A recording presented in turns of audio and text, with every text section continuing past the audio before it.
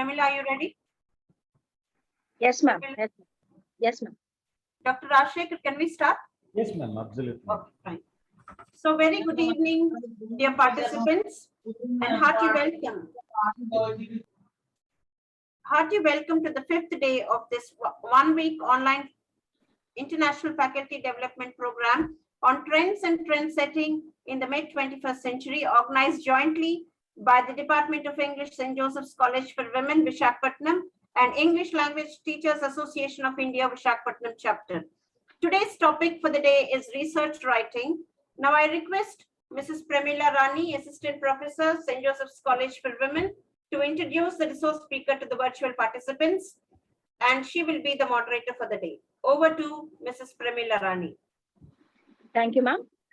A warm welcome to our resource person, Professor Dr. V. Rajashekaran, academicians, and my dear colleagues. It's my privilege to introduce the resource person. Professor Dr. V. Rajashekaran is a senior assistant professor of English in the School of Social Sciences and Language at VIT University, Chennai campus, Tamil Nadu, and he is from India. He is the recipient of IATEFL scholarship to attend 52nd IATEFL International Conference at Brighton, UK during April 2018, and recipient of Betty Azar Travel Grant to attend TESOL International Convention and Expo at Atlanta, Georgia, USA during March 2019. He has visited many countries, including England, Scotland, France, Germany, Netherlands, Belgium, Switzerland, Singapore, Malaysia, Oman, and Sri Lanka. The list goes on like that. He has delivered keynote addresses in international conferences held in India, Singapore, Malaysia, and Thailand. He is a seasoned teacher, researcher, and administrator with 17 years of experience.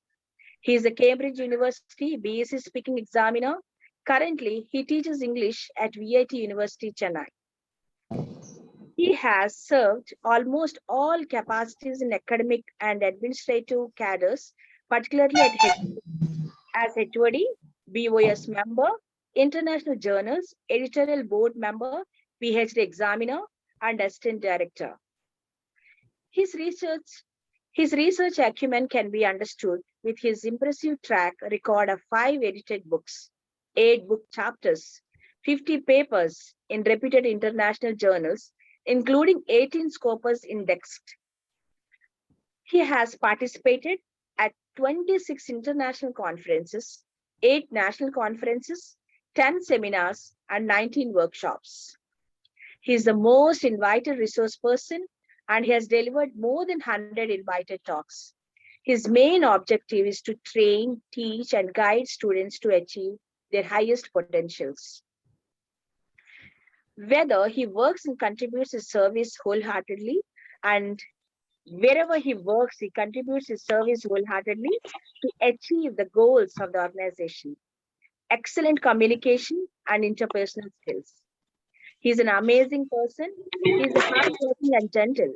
He's a good motivator to many students. Now I invite Professor Dr. Rajashekaran V to take over the session. Thank you, Dr. Pramila, for such a wonderful introduction. Really, I'm truly honored. Thank you very much. Let me share my screen.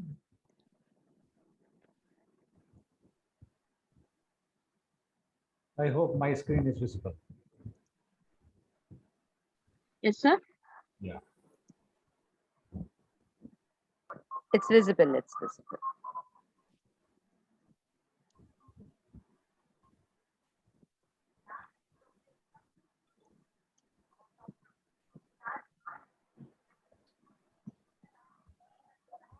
Yeah. It's my great honor and privilege to be here and to address among you about how to write a research paper. And my talk will cover 2 important components.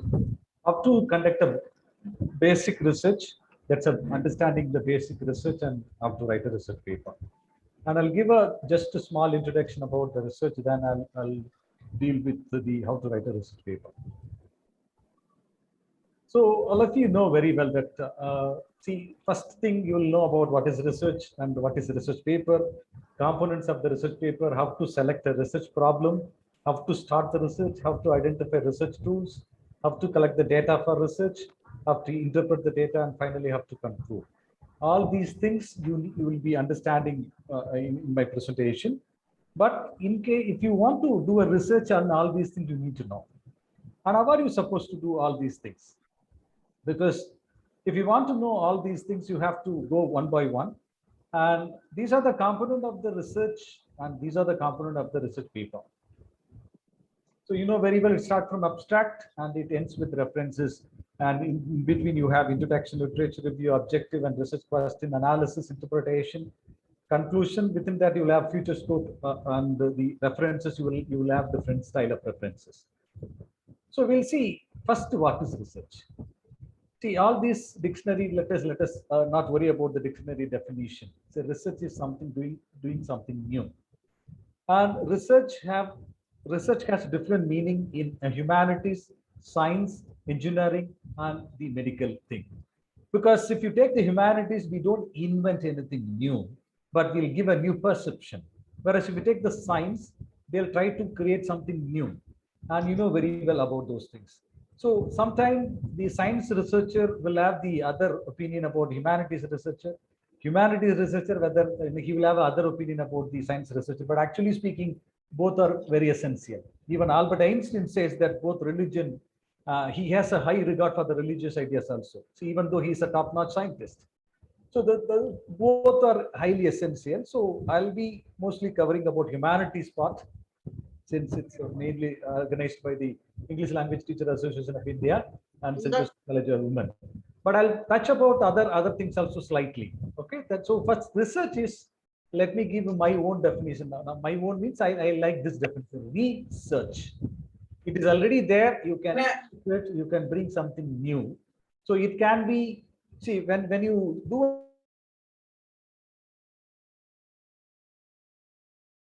Please unmute, sir.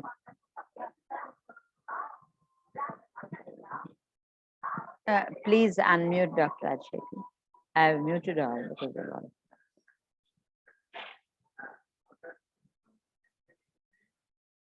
No, we can't hear you. Please unmute please unmute. Dr. Rajshekharan, please unmute. Thank you. Thank you. Because since I'm in the full screen mode, I have to minimize, then I have to identify the place. That's the reason. Okay, I guess you can hear me. Can hear you. I'll not mute all. I'll do my own way. Don't worry. Okay. So you have to know the basic component, whether you are in a humanity, whether you belong to humanities department or a science department or whatever the engineering department. And the basic research slightly may vary as per the particular department. But research always, you will try to identify something new and it should be useful to the society. That's what the significance of the research is very essential. A lot of time, when an engineer sits in the humanities department Viva, he will really confuse them what they are doing, these guys. Simply they are taking the novel, they are doing something, I don't understand anything. But when you tell them clearly what kind of new perception you give, why the literature is essential, why you require a new kind of understanding, new kind of perception are essential to have a philosophical understanding about the life, that you have to tell them. The same way, when we go to the engineering, probably Viva, then we may wonder that we don't invent anything, but these guys are always trying to find out some new product or kind of a process, something which will come into immediately kind of a solution to the societal problem. See, they go with the scientific solution, we go with the philosophical solution. So that's a huge difference. So in that way, you need to approach your research. Nothing is higher than the other one. Each one has its own value. So a true researcher never underestimate any other research, because every research has its own value. A lot of people say that philosophy is the useless thing. Who says? Without philosophy, you can never understand the life properly. But how you understand the philosophy is the matter. That matters most. So you have to understand the research first clearly. What is your objective of the research as per your field? Then are you approaching the research in that way? See, I am a humanitarian. I belong to humanities department. That's English. Then I try to approach my research with the engineering perspective. In certain aspect, it may be fine, but it cannot be in every aspect. So I need to understand first the certain limitation. And see, once you understand the research, why I am giving such a clear definition about research, because most of the people, when they don't understand the research properly, not in the what you call established research, especially when the nuance, the novice researchers, when they start, they don't understand. Because as a guide, I know that there are a lot of PhD professors are attending this program, you know very well. We need to tell them, first of all, what they're supposed to do. We need to educate them before they start the research. We need to tell them what is research first. Clearly, we need to give what you call give a roadmap to them. Then only they'll understand. If they misunderstand, that they will be a headache for us for every time. But that will be a headache for them also for every time. That's a basic thing. And because why I'm saying this, if you don't teach them what is the research, straight away you are asking them to write a research paper. How will they write? They don't know the process of writing research paper. They don't know what is research. So have you sufficiently given proper awareness to the new students, new research scholars about those things as a basic thing if you are a teacher? If you are a student, please follow me thoroughly, and definitely this will guide you. And after this presentation, definitely you know how to write. Whether you are writing or not, that is immaterial, because that is up to you. But definitely this process will 100% guide you step by step how to write a research paper. So research paper is a document. And why do we need a research paper, first of all? Why do we need? This is for the students I'm telling. Why do we need a research paper? Why do we need to write a research paper? What is the purpose of the writing research paper? If you are a student, please try to understand. Only through your research paper, it's a document, piece of document, you are giving it to the public, and the public read your paper, will get to know about the new kind of what you call improvement, latest development in the field. If there are no research papers, nobody will get to know what is happening in the updated level in the industry, any particular industry. So research paper is kind of a message, a messenger for the common public or any academician or non-academician to understand how certain things are working in the world. And that research paper is the messenger of the new information to the common public. So without research paper, they'll never understand. Otherwise, this knowledge will be restricted within me. See, I know something. See, I'm teaching today how to write a research paper. And through this thing, when I have a videos, I have my YouTube channel, I do only research related video. And why do I do that? I am disseminating my information in the video so that others will get benefited. The same thing when I write a research paper, it goes to the different domain specific people. They read my paper, they understand what is happening in that field. That's a very basic reason you need to write a research paper. Now, these are the components you know very well. Title, abstract, introduction, literature review. In the research methodology, you need to have mainly aim and objective, research question or hypothesis, and research sample, respondent, participants, and research tools. And in the data analysis, you have to code the data, then you have to interpret the data, then findings and conclusion references. These are the components of the research paper. Now let us see one by one how you are supposed to do. So now I told you about what is research. Now, irrespective of your field, how to select a research problem or a topic. See, in this research context, we call it as a research problem and research topic. Do not confuse with the common understanding that problem is something else, in case the students are attending. The teachers, professors, they know very well what the research problem and topic more or less similar. So how can you select a research problem? First and foremost thing, you need to select based on your own experience. Let me tell you. See, I'm English professor.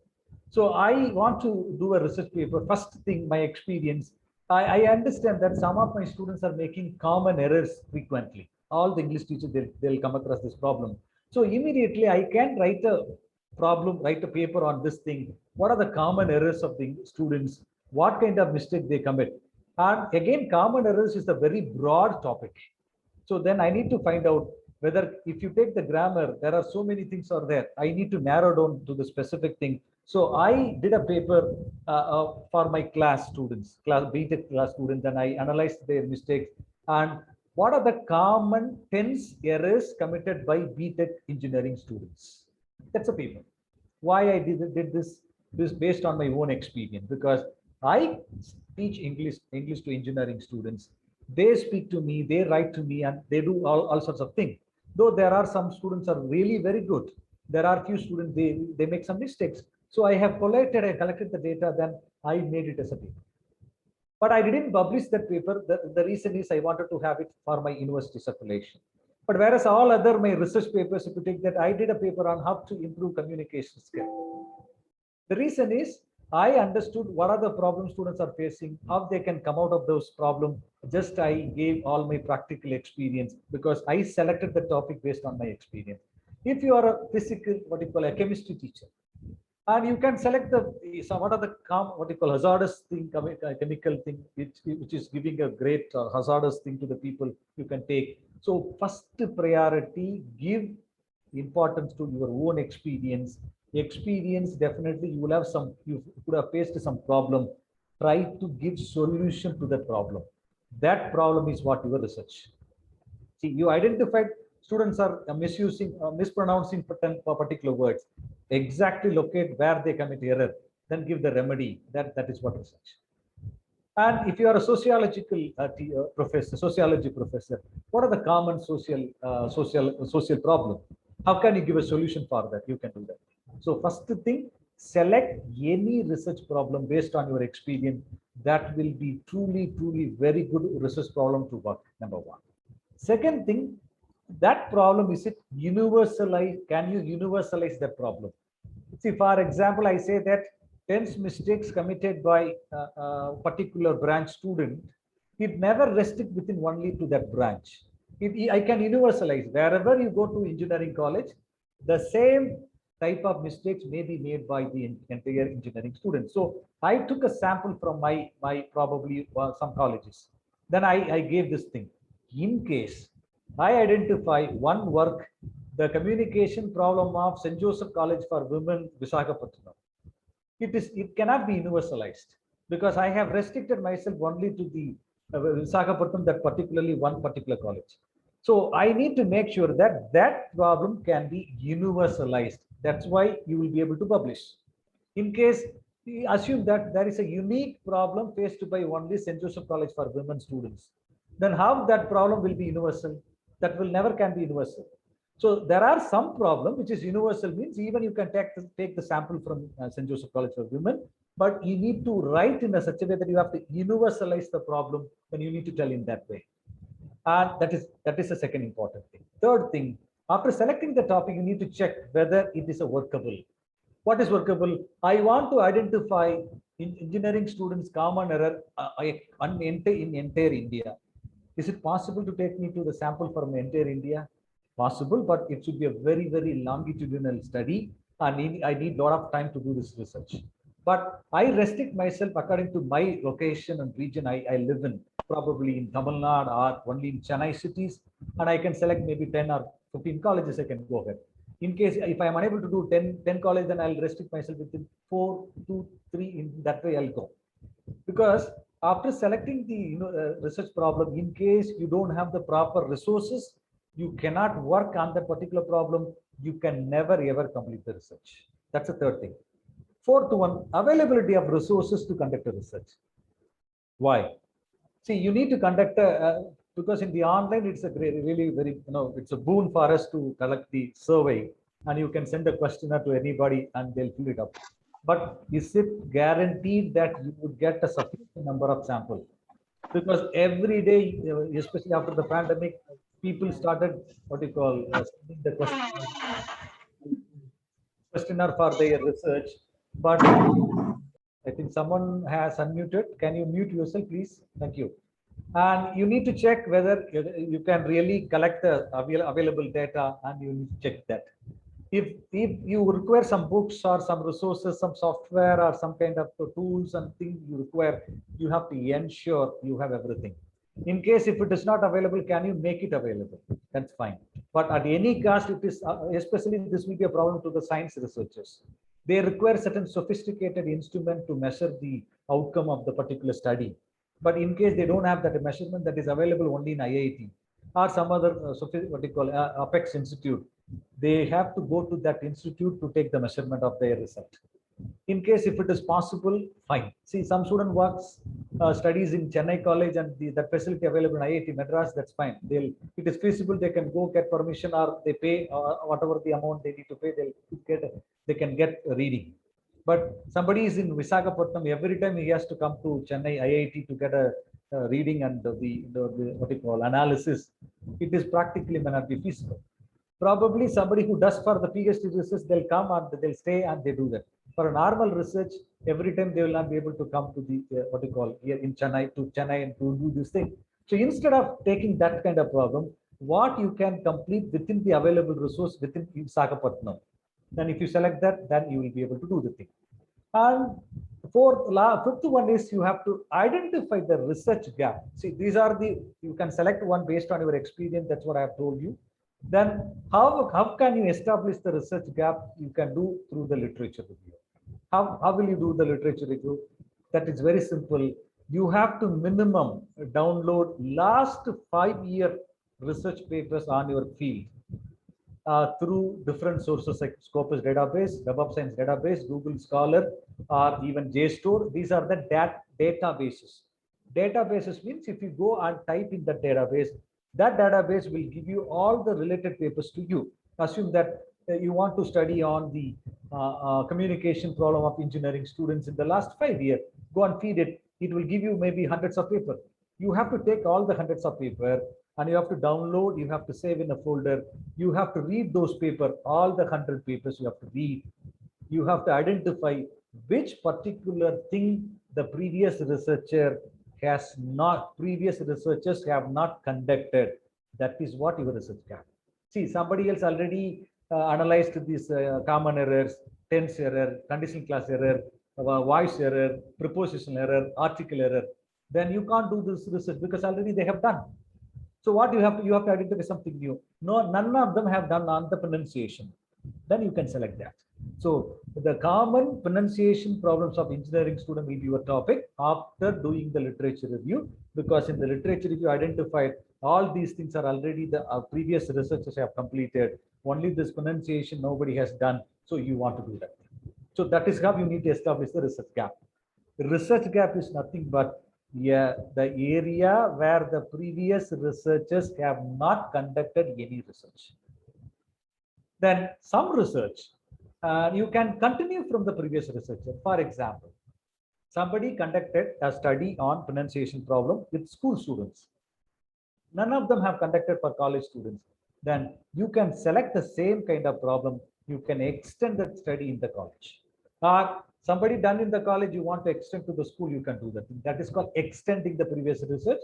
And if you take engineering, science, they'll clearly mention in their what you call future scope. They'll start with one point of time and you can continue from that point and you can further proceed with your research, given the science and engineering. But again, if you would come to literature, see, they could have taken one particular novel, analyzed the novel based on the postmodern thinking. You can go and think in the post-colonial thinking. You can use existential philosophy. You can take the psychoanalytical analysis. You can do anything. So whatever they have done already, you can't take the same thing. You have to go with something new. That is what we call it as novelty. How your topic is novel, that makes a very important what you call contribution in conducting your research. So this is already I've told you how to start the research. First thing, identify the topic. As I have, I have given the ideas in the previous slide. After that, as I already told you, collect the related research papers. That's what download research papers. First, you start from the last 5 years. Now it is 2021. From 2021 backward, you go to from 2016 to 2021. Download all the papers related to your research area. For that, it is called keywords research. When you search the keyword, you simply add the keyword communication problems of engineering student. You will get so many papers. You should not use such kind of generalized keyword. Pronunciation problems of engineering students. You have to put such kind of exact keyword so that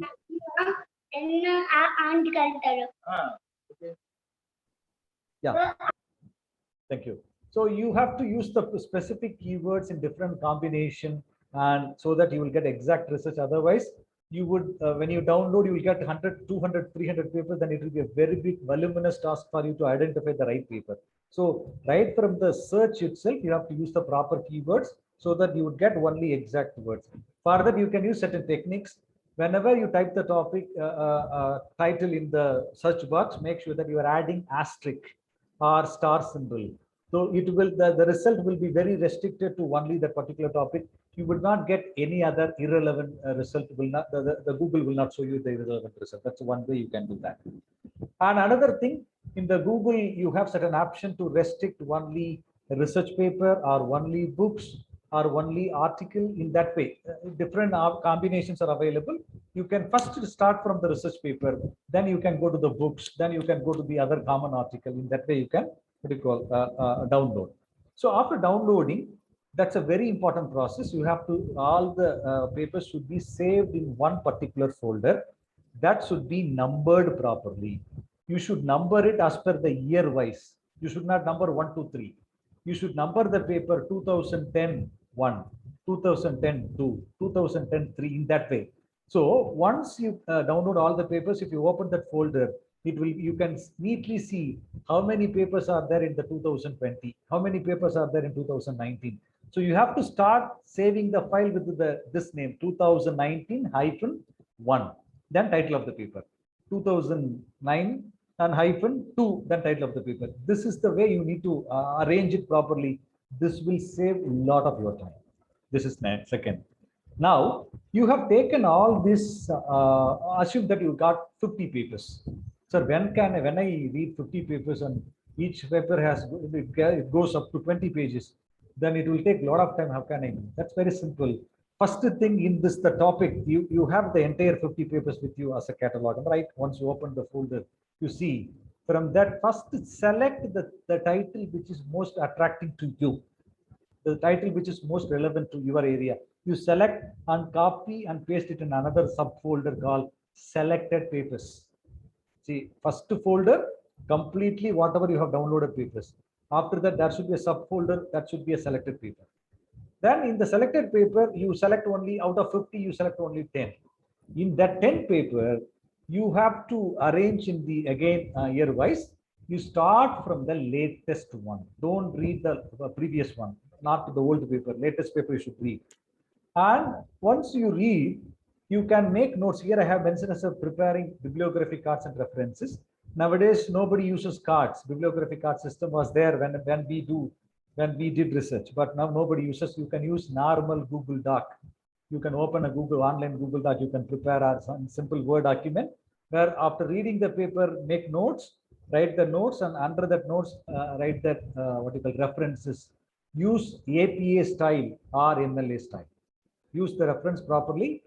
See, you read a particular paper, then make a brief summary of the paper in your own handwriting, in your own writing. Then under that summary, you need to mention what is the paper title, year, author, and volume number, everything as per the APA citation style or MLA citation style. Because once you do this process clearly, your literature review will be very easy. And identifying the research gap also will be very easy. This is the second thing. Then before I talk about the abstract, let me tell you see, now you have identified the research abstract, what they call gap. Now, before you start the abstract, you need to do one more thing that I have not mentioned in this slide. You have to plan. That is called research plan. You have to plan your research. See, you have identified the topic. That's the title, a research problem. Based on the problem, you need to identify who are your research samples, what are the methodology you are going to use, what are the statistical tool you are going to employ, and who are what type of methodology you are going to. It's a qualitative research or a quantitative research or a case study research. What type of research approach you are going to use? Accordingly, you need to identify the research tools and other things. Then you have to make everything ready. Because this is how you generally need to conduct the research. Because if you go in this systematic way, you will be able to do the research effectively. Now come back to the writing. See here, this abstract, it is not the final abstract. Now you are starting the abstract means simply write a brief overview. What are you going to do in your paper? You write abstract. It's not a final abstract.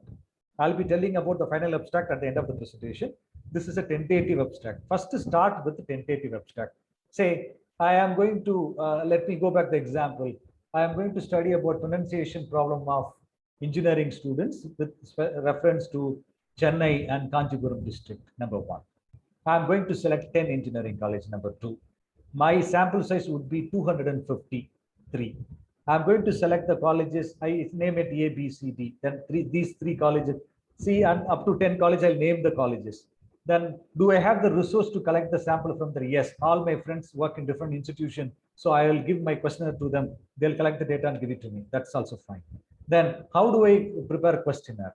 I have already prepared my own questionnaire. Then I'll get a help from my guide. In case I'm a PhD student, I'll submit to my guide and guide would correct it. In case I'm a teacher, I prepared already, I know very well, I have used to certain quality checking and I made sure that it is a quality questionnaire. Then I'll go ahead with the data collection. Once I collect the data, then I'll plan about how I'm going to, analyze the data. I'm going to use SPSS software. Then do I know how to use SPSS? Then it's fine. If I do not know, then I need to have somebody to help me to collate the data, analyze the data in the SPSS. Have I identified a person for that? That's the second thing. The next thing. Once he gives the complete analytical picture charts, then I need to start writing interpreting the data and the available charts and other things.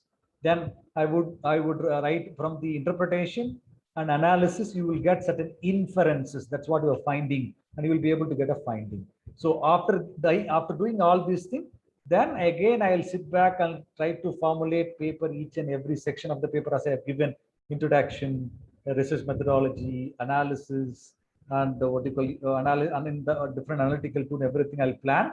Then I'll write one by one. All these things you have to write in this abstract. It is not a paper abstract. It is your research abstract. Then before you write, this is how generally any researcher should go in this format.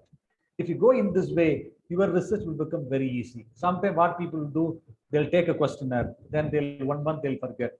Again, they'll go to one college, they'll take some sample, then they'll forget it. Again, they'll take lots and lots of breaks, pauses between their research. That research will never go ahead. If you have a proper research plan, if you have a proper research design, and if you have a proper complete blueprint, then it is easy. That's what you need to do this in the this is what you need to do in the initial level writing abstract. It is not your final paper abstract. Kindly make a note. That's already I've given you. Now next you have to write a literature review. See, now you have planned a broad output about broad perspective about your paper. Now you can, first thing, don't write introduction. First you should write literature review. After planning in the abstract, here abstract you can replace with the research planning. After the planning, first chapter you should write only literature review, not introduction. Here, what you have to do, you have already read the paper from the downloaded papers. From the paper, you have already taken notes with the references. Take all those notes and compile all those things. That will become a literature review. But how many reviews you need to use, it differs. In case you want to write a normal research paper, you can go with only 10 to 15 reviews. If it is a PhD, you have to go to minimum 70 to 100 reviews you have to do. It depends upon what type of work you do. And here there are two types of writing literature review. One is summarizing the finding of the previous research, number one. Simply you summarize. For that summary, you use your own words. That is where sometimes if you use the same word in your writing, it becomes plagiarism. That's why you need to paraphrase the important words and findings in your own words. See, the ideas are from the other researchers, but the way you put forth in your paper is in your own style. But ideas are not yours. Ideas are from other researcher, but you have to write in your own words. You cannot simply copy paste the same words in your paper. If you do that, even though you cite them, but you do everything like this, it is a plagiarism. See, if you cite them, it should be in double quote. But there is a limitation for the quotation. The entire paper, the whole paper, you give quotation to the, for example, 5-line double quote, then you give reference, another 5-line double quote reference. Nothing you have written, everything you copied and pasted into your paper. That is never accepted. And next thing, you have to present this thing in a chronological order when you write a literature review. That's what, start from the latest. That's to 2021 review first, then 2020, 2019, 2018, that way. And third thing, you have to write it in a simple style. Don't try to play with the words in literature review section. Clearly, what you call, bring out what the researcher wanted to communicate. Simple, used in a very plain, simple style. And use the standard review format, because nowadays there is a one new format called tabular column review. You have to make a tabular column, title of the paper, important findings, the research gap. In that way, you have to, especially engineering thesis, you can find, because I correct a lot of engineering thesis. I do a lot of proofreading of engineering thesis. So I understand, because they use this format. They'll have a complete 100 papers, they'll tabulate, and they don't write in a running matter.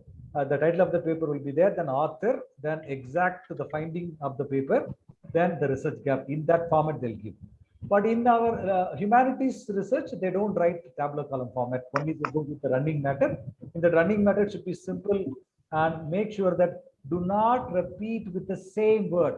Raja says, Rani says, Peter says. No. Raja identified one way, another one. First thing, you can give the idea, and then you can that this is illustrated by Raja in Rani from some research. In that way, you need to use. Try to vary the style of writing. Don't use the same uniform style for every review. Then it will become very repetitive, and you'll get a plagiarism problem also. And don't repeat. There are certain normal synonyms available, and use it. Please do not blindly right-click, change the synonym in the Word document. That is absolutely, some word will give entirely opposite meaning. Don't do that thing. Check thoroughly when you change the synonym, and once again verify in the dictionary whether that particular word gives the same meaning. Do not rely only on the word processor to change the word synonym. You confirm it whether both words are. You have to confirm that both words mean what you call mean the same. Next, another, after writing a literature review, now you have to frame the objective. Why? Because after the literature review, only you'll be able to establish the research gap. Once your research problem is identified, now you need to frame objective for your own research and research question. How to do that thing? See, first thing, don't try to give some kind of ambiguous question. Somebody will write, the actual aim of my research is to identify the problem which will hinder the other issues. They'll keep writing all this complex structure. At the end of the day, you will not understand anything. Very plain style. This research is to identify the communication, pronunciation problem of engineering. So that's it. Don't try to play with words, because objectives should be understood by everybody at the first stage itself. No one should read twice objective. Then when somebody reads your objective twice, that means you have not written your objective properly. In the first stage, they should understand. Second thing, do not have too many objectives. Do not have too many objectives. In a research paper, maximum you can have 3, or even you can write a paper even with 1 objective also. But at any cost, do not have more than 3.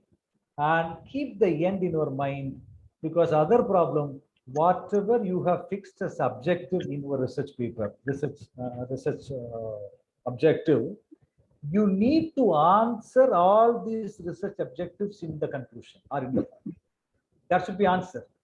There are questions, research objective, then based on the objective, you can see objective is aim is only 1. Objective is byproduct of the aim, you will have maximum 3. Based on the objective, you can have a specific research question. So these research questions should be properly answered in the finding section.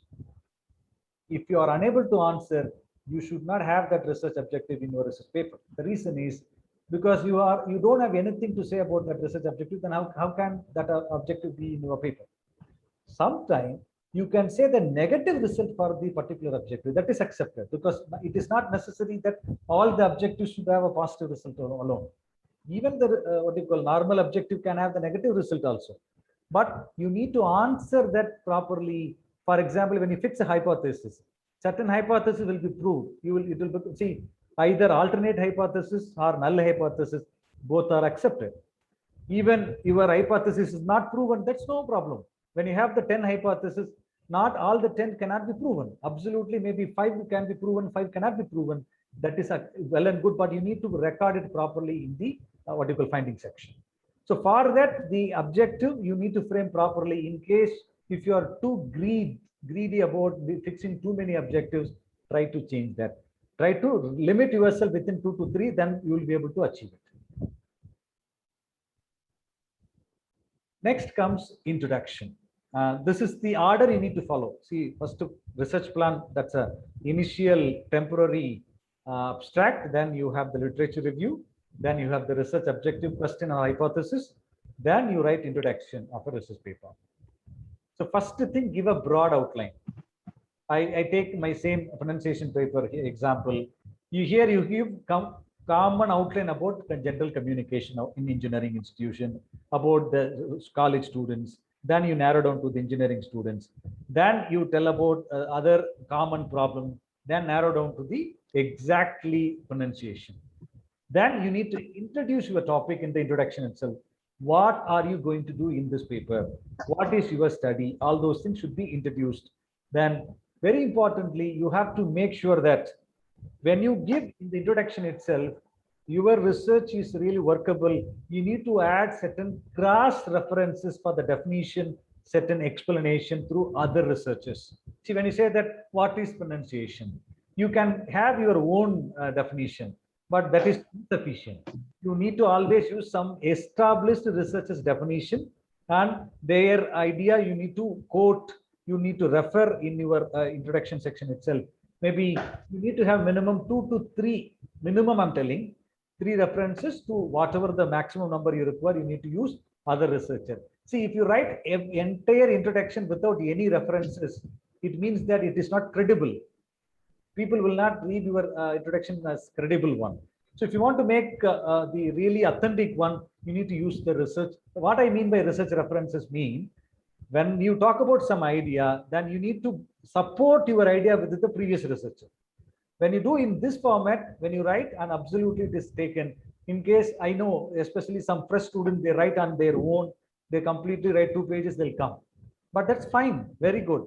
What I used to do, tell them, after I'll read the entire introduction, I'll tell them where they need to insert the other researcher. Probably after the 4th line, I would give them one fitting research finding from the other paper. In that way, they need to add. So when it is clubbed with your ideas are clubbed with the previous researcher, it becomes more authentic. This is how you need to write introduction. And how to identify research tools. These are the common thing. If it is the kind of ELT research in English, let me talk about the literature research also a bit later. So survey questionnaire, you need to prepare a questionnaire or a structured, semi-structured interview. Performance test, you can create a test and you can conduct the test in different way. Then otherwise you can go to the real-time observation, comes in the qualitative research. It's ethnographic observation, especially sociology and psychological study. And you can record the performance. There you can go with the different format. You can videograph their entire performance, or you can audiograph. You can audio record or video record, anything you can do. As per your requirement, you can go ahead with your tool. And we don't use any other sophisticated tools like engineering or science branches, but in the humanities only we use this thing. In case if it is a literary research, English literature research, you don't require anything, because for a literature, you never conduct a survey. Structured and semi-structured interviews, probably if you work with the living author, you may conduct interview with them to understand better about their view. For that, probably this structured interview may help. But the rest of the thing will never use in the literature. For that, you need to know the literary theories. What are the theories you are going to apply? Here, your research tool is first thing theory. What are the theory you are going to apply? What are the criticism you are going to employ to criticize? Then who are the authors you are going to refer? They are the research tool actually, because without them you don't understand. If you work on the particular postmodern thing, you need to read Gayatri Spivak and Homi K. Bhabha. You need to know those theories. And if you want to work on the even feminism, again Gayatri Spivak, you need to know about her. because they are all interrelated. And if you do not know these major names in the literature, you will not be able to do your research. So first thing, identify theory, identify the major authors in that particular theoretical thing, theoreticians, and read their work, because those things going to be your research tool for literature research.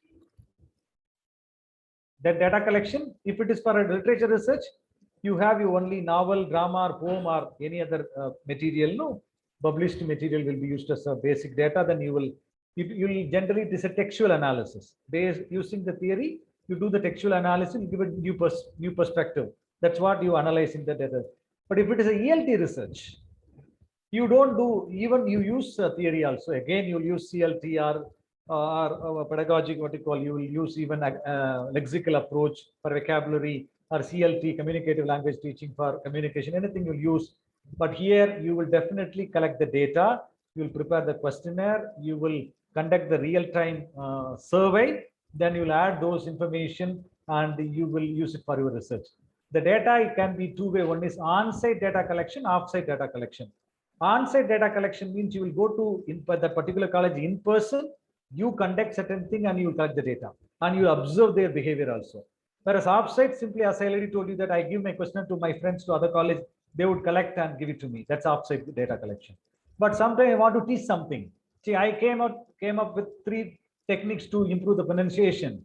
So I would go to the particular college, I would teach that particular 3 techniques to the student. I would identify what kind of impact it is creating on them. So there, even I will collect certain data, but during the original implementation, I would be observing them, how they are performing, why these changes are happening. Also, I will simply observe it, because that will be the main data for my research. So those observation I'll collate, I'll present it in my paper as the finding. Finding means it. So when I conducted that particular intervention program, how the student responded, what was the problem, or what were the problems they faced, all those things I would present in my paper. Those things would help the new teacher, the other teachers, it would help them not to repeat the same mistake. So that on-site real-time observation is very essential for certain activity, certain research in the ELT. So this is how you collect the data in either in ELT or the novel genre, any genre, novel, drama, anything. So there, very well, you'll get the original book, you read it, and you will have a primary source and secondary source. Primary source, that original book, and another secondary source, all the other criticism or the other research paper written on that particular author. Then you will read both, then you will get to know exact research gap, then you will give a new interpretation. This is how you will give the analyze the data. The literary research, the data is the text. The ELT research data can be real-time data as well as another theoretical data also. And how do you interpret? That's already answered you. In the ELT, generally we use statistical tools, and we use SPSS or a Studio. The latest development is Studio. That's another statistical tool, but mostly people use SPSS. That's a software package for statistical package for social sciences. You use that to identify, especially if you want to do the hypothesis testing. Without statistical tool, you cannot have any hypothesis testing, and you need to have the statistical interpretation to prove that your finding is exactly right. Otherwise, simply you say that I have conducted this study, this is the finding, nobody would believe. What is the proof for that thing? Even you can give a wrong information. But when it is statistically proven, it means that this many data you have fed into the system has given this much value based on the statistics, then it is highly accepted, it is highly reliable. And if you do the same research you do without statistical tool, the findings can be considered as non-reliable. That's a reason for ELT. And if it is for the literature, yeah, you use the now you have taken the postmodern idea or feminist kind of concept to analyze your paper, or cultural studies, or you have a philosophy or anything. Then whenever you take one particular theory, there are certain components in that particular theory. See, you have hyper reality, you have distorted images. See, when you have a hyper reality in the postmodern concept, it is accepted. The reality is actually distorted, but people believe that hyper real is a real. So I assume that you have taken only one concept, one theoretical concept of hyperreality. You want to study the study of hyperreality in the Salman Rushdie novel. Then you take the novel, you read the novel, you identify only the components which talk about the hyperreality, a character analysis or a thematic analysis, and you will present. That is called you do a interpretation in the literary text, but in ELT research you do through the statistical interpretation.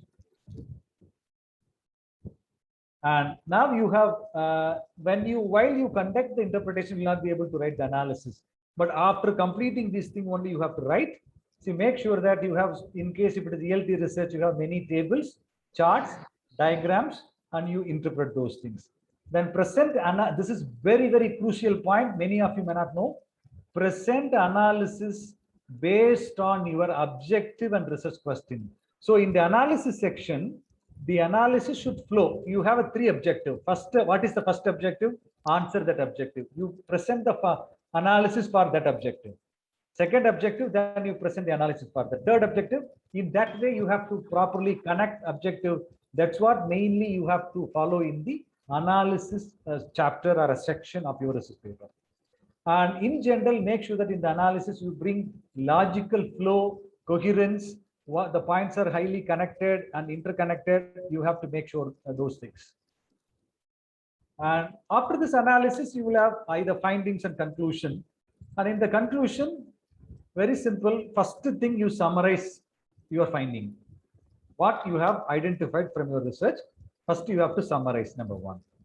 Then you have to write conclusion based on your what you call research only. What do you mean by based on research? See, when you say about that pronunciation problem, you have tested your intervention, then what you have learned from that intervention only you should bring. In case you have some other idea you have not tested in the research, but still you will add in the conclusion that this can be used to develop the pronunciation. For example, YouTube videos can be used to develop the pronunciation. Did you test the YouTube video in your study? Then you give it. Otherwise, it is your suggestion. It is not. It hasn't come from the research. It has come from your mind. You are the researcher. A researcher should take anything only from the research, not from his personal experience. In case you want to write something from the personal experience, that cannot be a research paper. That can be an opinion paper. You, as an expert, you can write all your suggestion. You can publish. That is not a research. It is your own idea. But in the research work, you cannot add any of your general idea into the research paper. That's very important. Make sure that all the findings and conclusion are based on your research, not from any other experience or any other mean you have learned.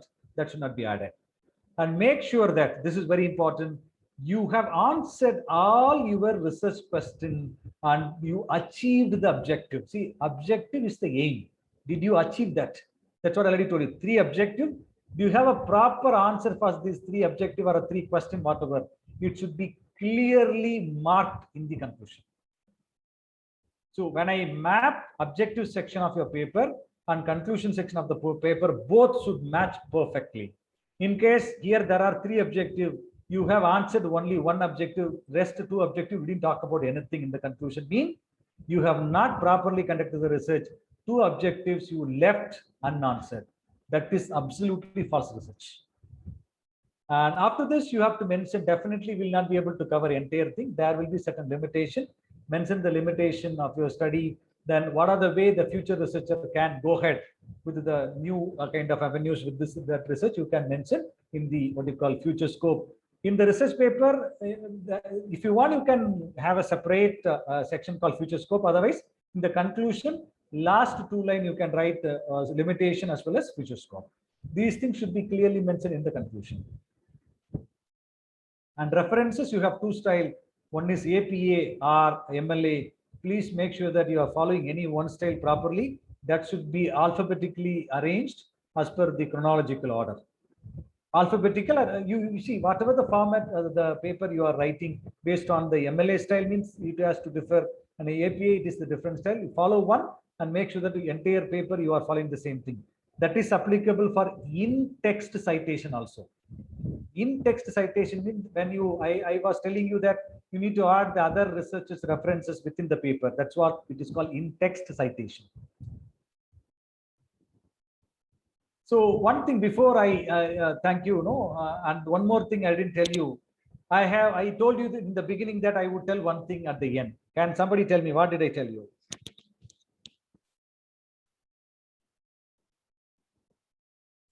Sir, abstract, Yes. final abstract, sir. Yes, thank you. So that's what before now you have to, after completing all these things only, you have to write the final abstract. Why?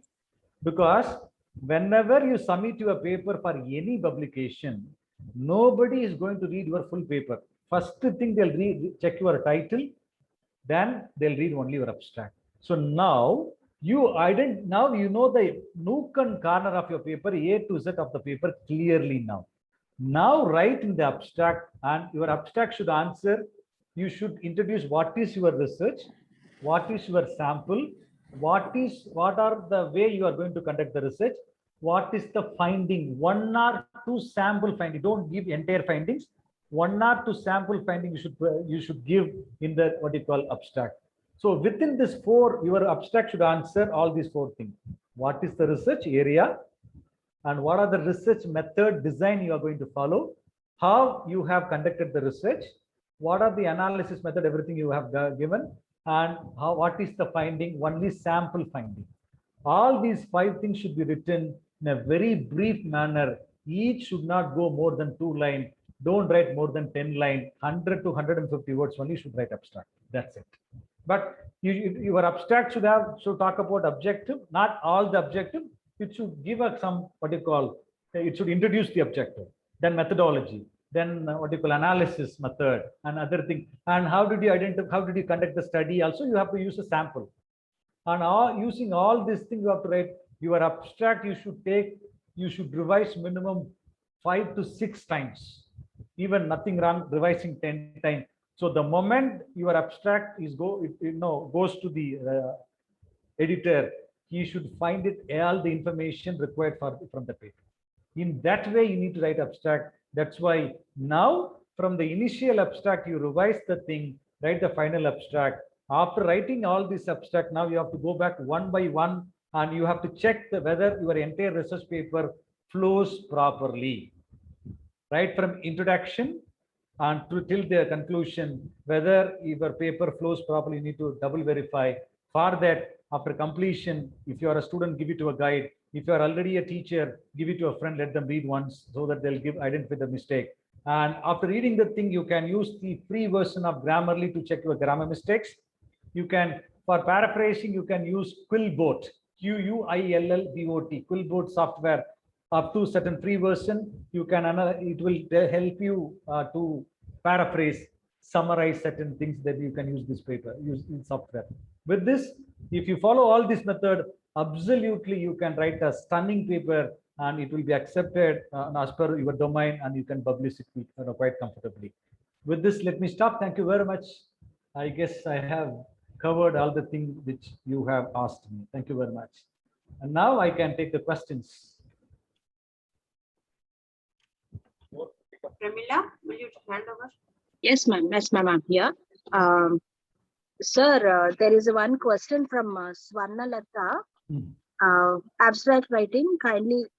I'm sorry, 1 minute, sir.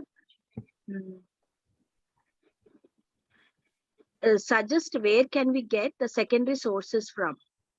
From Palla Venkata Murali is asking, Okay. Where can we get the secondary sources? See, now everything is available in online. You can directly download papers from the journal website, or as I already told you that you can rely on the Google Scholar. Yes. Don't search in the normal Google. Go to scholar.google.com. There only research paper would come. Research paper, books, both are available. So certain papers, the papers can be considered two types of paper: open-ended paper, closed paper. Open-ended paper, open paper means open access. Open access paper means you can download the entire paper. Closed access, only you can download abstract. So from there you can take number 1. Number 2, if you work in the in university, and all the universities will have better library facility, and you can go to the library. They'll have the access to the journal and the database, and you can be there in the library to download. After downloading, you can come back and you can study on your own. To download, you can go to the some library, whether in your own institution or some standard library, maybe Osmania, or in case you are there, you can go there, you can go to Osmania University or IFLU or anything, wherever you can use, and you can go there and download, you can come back. That's why you can do that. And I have got one more question I read is can we leave the question unanswered in the research? So you should give the answer, either say yes or no. So for example, you can have the objective, then you can say that you have used 3 methods to develop communication, pronunciation of the thing. You can say the 2 methods worked, 1 method didn't work. But you need to mention clearly that 3rd method didn't work properly. But you cannot leave just like that without giving any answer for the 3rd question. Even if it is a negative, mention that thing, it doesn't work. It doesn't work in that particular sense. That's it. Thank you, sir. There is one more question. Yeah. How many chapters we have in PhD thesis? Yeah, here it depends upon the university. In general, you need to have 5 chapters, and you have introduction, literature review, then 2 analysis chapter, 1 conclusion in general. But certain university, they have a limitation. Specifically, they'll say that you need to have only introduction, then literature review, then there should be minimum 4 chapters. So for that, please follow the particular university style. You can't change the style. In case university doesn't restrict anything, you go with the minimum 5. If it is required, you can go with maximum 6. In the literature, it is 5 and 6 is enough. But engineering, I have seen even 8 chapters. I am correcting one thesis right now for the language correction. They have given 8 chapters because they have done a 5 different algorithm, and one is introduction, literature review, then another is conclusion. So 5 plus 3, 8 chapters they have. But it is not mandatory to have 8, minimum 5, and other things you have to decide based on what do you call your university requirement. Yeah. Good evening, sir. Yes, sir. Sir, could you suggest some tools for plagiarism check? Yeah. And one more, sir. Yeah, please go ahead. What is the percentage, plagiarism percentage right now at present? See, the plagiarism acceptable percentage. Yes, it should be less than 10%. Any journal, basically, if you want to submit the paper, it should be less than 10%. Number 1. Some journal they'll ask even less than 7, 6 also. But in general, less than 10% is the reasonable one. Number 1. Number 2, you have a plagiarism checkers. A lot of plagiarism checkers are available in the online, and I'll share some of my videos to you. I have a separate video on how to avoid plagiarism, how to paraphrase research papers, how to use APA tool and MLA tools.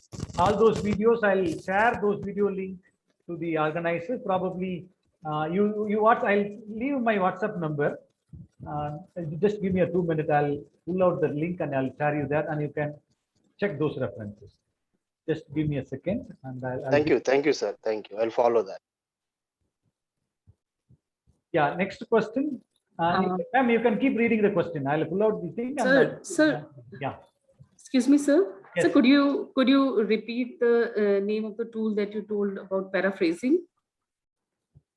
Quillbot. QUILLBOT. Quillbot. Thank you, sir. Thank you so much. Yeah. Next question.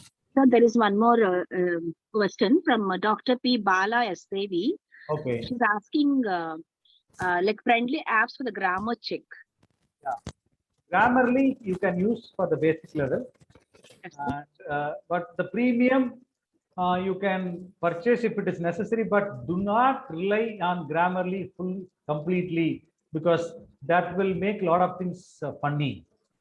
It will change everything, but meaning will change. So to certain extent it may be useful, but do not rely 100%. Probably for a basic check you can rely on the Grammarly, but don't accept all the changes as it is. Kindly verify, then read the change, what it suggests. If it is really okay, then accept, otherwise don't accept it. See, in the chat box I have given a link. Just a minute, I'll give link to everyone. See, just now I have pasted the link of my YouTube channel. If you go there, you go to the research videos in English, and you will find all this separate video. I have how to avoid plagiarism, how to paraphrase, how to what you call publish research, anything. Almost 85 videos are there. I keep posting regularly in that channel, and you can check. And the channel link I have given in the chat box. You can go and verify. In case if you require further details, probably you can WhatsApp me with the details. I am leaving my mobile number in the chat box. Yes. Next question. Thank you so much, sir. There is one more question from P. Ravi Kumar. He's asking us, just can you give us specific tips for the specific Scopus indexed journal publications? Yes. See, let me tell you first, Scopus index publication, generally, if you want to publish an original Scopus index, you need to understand the journal requirement. As per the journal requirement, you need to prepare the paper, you have to submit. You cannot prepare the paper, submit the journal, asking them to accept it. Never happen. First, you need to understand the scope of the journal. What you call, you have to learn about their requirement, then you have to write the paper, then you have to submit to them. That's number one. Number two, there are so many predatory journals. Predatory journal means they'll get money. You see a lot of WhatsApp group, they say that you just to pay for 10,000 and will get published with paper, they'll do. But that paper, that journal will be a bogus journal, or else it will not be a quality journal. And they'll be publishing thousands of paper in an issue. And definitely that journal will be removed from the Scopus soon. Because I have given one more video about how to check the Scopus journal also. You can check in my YouTube channel. And you have to first check whether that journal is there in the Scopus, number one. Number two, how many papers they publish in an issue, you need to check. In case they publish too many papers, absolutely you need to stay away from them. Definitely that journal will be removed soon from the Scopus. And another thing, Scopus is updating the journal database every now and then.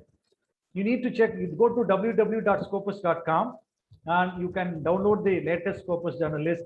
And you have to verify that whether that particular journal is there in the Scopus. The status should be current, number one. If it is not in the current, some journal will be indexed in up to 22nd, that is today, 22/10/2021. In case you publish paper tomorrow, that is not in the Scopus. And another thing now, the previously Scopus never remove once it's indexed. See, one more thing all of you need to know what is called indexing. Indexing means once you publish the paper in the Scopus indexed journal, that will appear in the Scopus database.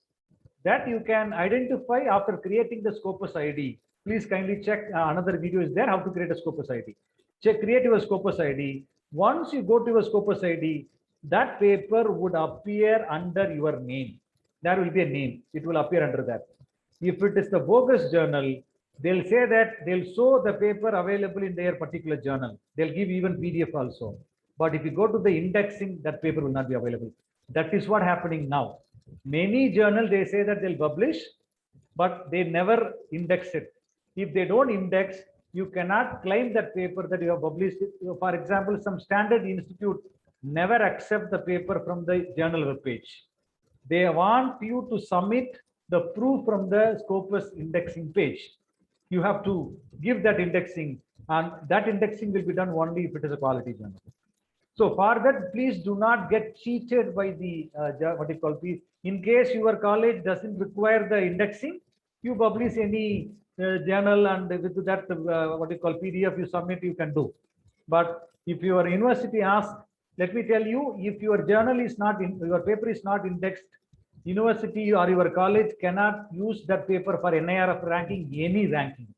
It will never reflect on their university name.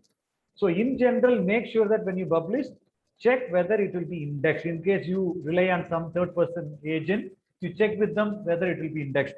Mainly, all of them will have a ready-made answer. Yes, sir, it will be indexed. But they say that it will take 3 months, 4 months. After that, once you give the money, you cannot get it back. The money is gone. So be very, very careful. I would 100% recommend you identify the journal relevant to your field. Work for that, even it takes some time. But you write a paper for that journal, get it published. Do not rely on the agent, because that will not help you to serve for the long run. Because there are so many things you never know. Even there are journals, it is called cloning website. They'll take from one particular Scopus journal, They create the same website with the same name, slightly changing one or two words. But you may not know how to change those things, but other things will be the same. So believing that thing, you will submit the paper, you will pay the fee also. Once you pay the fee, at any cost, you cannot get it back from anybody. So be very careful and cautious. Always check the Scopus database or check with somebody you know them, they know about the Scopus thing, and then do that. Otherwise, it is very difficult. So now the only option is please do the quality research, take some time and write your paper in an efficient way, then fine tune it, work for minimum 6 to 1 year, then submit, and the chances are highly possible to get it published in this journal. Yeah, I'll share the information regarding the latest discontinued list. I'll be sharing, please follow my YouTube channel because I'll be updating whenever the new list comes. I'll be adding a new video for the latest list. I'll be posting within 1 or 2 days. You can check in the channel. Okay, and I think some of the questions we have missed, I think. And yeah, UGC CARE list journal also let me post, and you can just to check my channel, and you have to subscribe. In case if you subscribe, you'll get and click the notification also, so that when I post my video, it will come. You will get immediate notification. You can check. Otherwise, you will miss the video because there are so many. Then you will not be able to track it.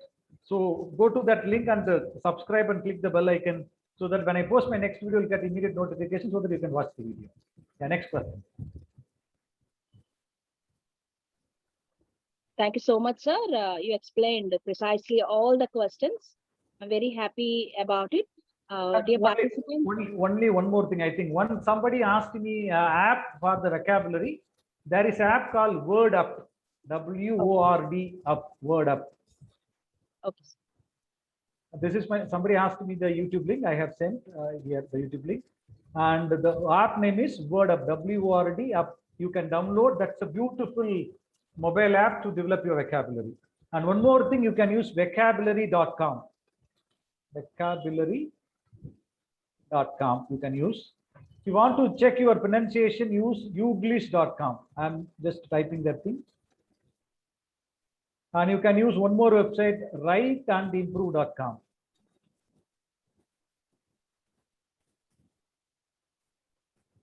That's a Cambridge University powered website, writeandimprove.com. Youglish.com will help you to develop your pronunciation because you get a lot of videos.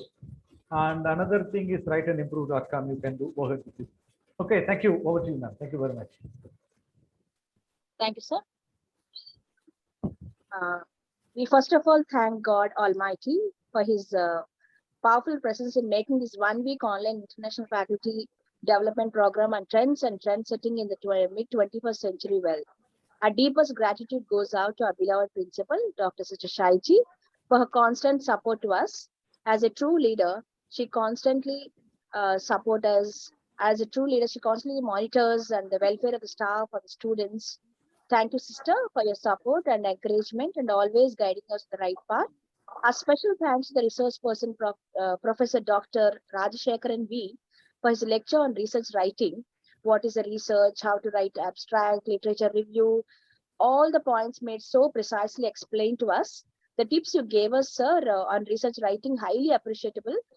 Sir, his talk was amazing support and gives us a big boost for our future. And we appreciate his affectionate presence virtually with us and sharing his inspirational message with us. Thank you, sir. We acknowledge the untiring efforts and visionary ideas of HOD of English, Accuracy Coordinator, Dr. T. Bhaskara Sudha, HOD of Office Management and Public Relation Officer, Ms. Ramani Dhanaraj, for being the backbone of every activity in the college for past many years. Thank you, ma'ams, for your support. We must applaud for all English faculty. Thank you, dear participants, for paying attention in this FDP program. Thank you, everyone. Dr. Rajshekhar? Yes. Rajshekharan, can I just take a quick screenshot of everybody there? Sure, right? sure. Yes. Sure. Before you disappear, I know you're a very busy person, and I must tell you, Dr. Rajshekharan, I was so impressed. It was like, you made it so simple, like saying Baba Black Sheep for a young nursery kid. The way you handled the search paper, and we were reading your impressive profile, the number of countries you visited. And Dr. Sudha and I were saying, my God, Dr. Rajshekaran is a real celebrity. See, sometimes we talk of celebrities in the film world and, art world and all. But I would say, in the academic world, people like you are celebrities, sir. They're so I know touching. only little thing, whatever I know, just I'm sharing. Nah, that is, Thank you very much. Thank you. that's your humility, we know, sir. And may God bless you to Thank you. achieve more and more. Our college will always keep praying. And on behalf of our principal, Dr. Shaiji, the management, faculty, and all departments. In fact, I think once I convert this whole session into a YouTube video, I'm sure those who missed it have missed something very, very precious. And they'll feel sad, but I think once they go through the video on the YouTube link, I'm sure they'll learn. So shall we quickly, everyone is all right, bang on the video. Yes, your beautiful faces, and Veena is not ready. Suryanarayana, I can see Pramila. Please switch on your videos. Right. Sirisha is there, Padmaja is there. Okay. Swarnalata, she was the first one to, attend. Okay. Hello. 1, 2, 3, cheese. Excellent. Again, another take. 1, 2, 3, cheese. See, what to do? That's my job as the PRO. I'm supposed to keep track of all this. But you are really amazing. I mean, and profound simplicity. That's the only word, I think, 2 words which strikes me, that you, God bless you. God bless you. And we hope, Sudha, she has done it for the English department. I think you should do how to write Yes, a research paper Yes, for ma'am, all the Yes, I for was the whole thinking of that only. faculty. Yeah, thank Yes. you. So very selfishly, only for English department she did. But whereas Dr. Rajshekaran is a great Yes. thing As, for, from I think we should IQAC, have. yeah, Yeah. from IQAC we have to do it. Yes, I understand. I hope got it. you accept our invitation, Dr. Sure, ma'am. Rajshekaran. I'll be We are happy to come. Yeah. ரொம்ப நன்றி sir. எனக்கு ரொம்ப Thank you, பிடிச்சது ma'am. உங்க ரொம்ப இது. சந்தோஷம். Thank you. She's a Tamilian only. I know, that's what I'm very most happy, So I was telling my sister, she said, maybe he's from Madurai, she was saying. Okay. I don't know, but it was really a pleasure. So once again, Thank you, ma'am. thank you very much. Thank you for this invitation. Yes, It's my yes. great opportunity. Thank you, Namaskaram. sir. Thank Sir, you, I want to Rashmi. tell you something. Sir, you erased all our fears of research. Yes, Actually, you have cleared all our doubts and Yes. fears also, yes. Thank you, sister. I really am lucky that we have you today and speaking on research paper, actually. Yes. Thank you very much, sir, for giving us this wonderful opportunity and then having It's my contact pleasure. with you, and all the information that you have given are very, very useful, sir. Thank you so much. Yes. And I think as you said, once we go through all your valuable videos, we learn so much, I think, all the younger staff, faculty who are in the process of Yes, doing their definitely. Yeah. PhD and all, Yeah. will learn a lot from you through your YouTube videos. Thank you for that brilliant idea of creating that big resource base, sir. Thank you. God bless you. Dr. Rajshekaran, I'll contact. Yes, Yes, ma'am. I'll contact you again. Now, Definitely. as the head of the Department of English, I contacted you, but next Yeah. time I'll contact you as an IQAC coordinator. Sure, ma'am. Sure. It's my pleasure. Thank Yes. God. No, she's ma'am, thinking of actually, the we whole have to college. in touch with him, ma'am, because Yeah. we have to rearrange. There's so Correct. many schedules with Yes. him. And I think And also, We Sudha, have to do it for the students. Because Yeah, students, for some the of them, students, yes, some of them are because- very, very Yes. active in it. kindling that seed of research, Dr. Rajshekaran, is very important because Yes, absolutely. when the You have seed of simplified research is everything, sown- sir. That is what Yeah. that you have simplified everything, and then you brought it so simple that it Yeah. as if research is very simple. It looks like that, but I know, of course, a lot of groundwork has to Correct. be done. But still, we really appreciate you, sir. We'll make one we'll invite you again and Sure, ma'am, trouble you to do a It's session my for the pleasure. staff It's my pleasure. and for the students who are really interested, they'll be really profitable. And many of them Yeah. have that intention to do PhD and MPhil. So at undergraduation level in 3rd year, if that seed of research is sown and kindled, I think that will be really good. Sure, ma'am. I Thank think you Mr. once again. Stanley Shakalai wants to say something. Mr. Yes, yes. Stanley. Yes. Yes, Yes, Mr. Stanley. Good evening, team. Good evening, sir. This is from Vanakkam. Sakara from Zambia. Yes, I'm joining from Zambia, and I've Oh. loved your presentation, and it has really helped me. I think I'll contact you after the email, your email address. sure. So I'll that after share this my session, email. I'll be able. Thank you. See, Stanley is from Zambia. Thank you very much. It's my yes, pleasure. yes, Yeah, yes, yeah. yes. Okay. And he already commented right at the beginning. That is Oh. my favorite topic. And you're talking on his favorite topic. Okay, great. And I'm giving my email. Mr. Stanley, I have typed my email in the chat box. You can contact me Yeah. by email or WhatsApp. The number which I have given, it's a WhatsApp. You can contact me through that also. Thank you. Someone else also wanted to say, I think Dr. Bala. Yes, Yes, sir. Good evening, team, and Dr. Rajashekharan Vanakkam. I'm from Thuthukuden. I just wanted to ask I just want to clarify one thing. We are, you said we can use certain apps for like SPSS for analytical purpose when we go for data collection. So definitely that gives an authenticity to our research rather than assuming things and giving a deduction. Yes. How do what would you suggest for literature in research for such authentic deduction? Is there a possibility? For Or literature. can we go for data collection when it comes to research in literature as well? Usually we do it for language-based research, but literature-based research is more. It doesn't Yes, require statistical analysis. Only how strongly you quote the other author, how strongly you critically analyze the text. Secondary sources, yes. And some other established researchers, that will make your paper unique. And the flow of writing should be unique, actually, in such a way that you need to understand the things clearly. In that way, you need to do. That's what, of course, sir. Yeah, thank you. Thank you, sir, and congratulations to the entire team of St. Joseph's. I really am enjoying each and every day of your sessions. I know what lot of background work you must be undertaking in order to arrange such unique resource persons. Thank you, thanks a lot. Thank you, ma'am. Thank you so much. Thank you, ma'am. Thank you very much, and it's my great pleasure to be here. And thank you very much.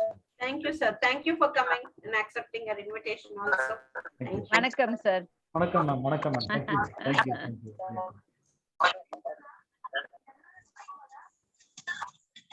So, shall we call it a day? I can see all. We didn't see our usual people. We didn't see Sirisha, Nagakala. We didn't see.